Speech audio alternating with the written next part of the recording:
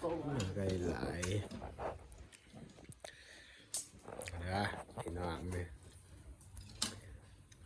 กินข้าวเนี่ยแซ่บ ไงอะไรก็เราไทย ๆมีเนาะอาหารเนาะนี่แม่นอาหารมันสมเนาะ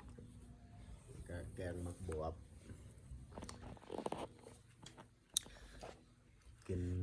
กับข้าวเหนียวแซ่บๆมื้อนี้2 คนเนี่ย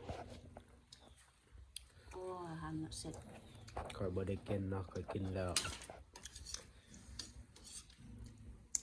บ่าวสายก็กินแล้วเนาะทายเพิ่น2 คนนี่กินข้าวแซ่บ Bên này tại cấu đầu của giờ cả ๆแซ่บๆเลยเนาะ ลงไปหมา นี่เนาะแซ่บๆเลยยกนะกำลังโจกหอยเพิ่นว่าเพิ่นยอกกะข่อยบอกตอนได้ข่อยมักเพิ่นเนาะ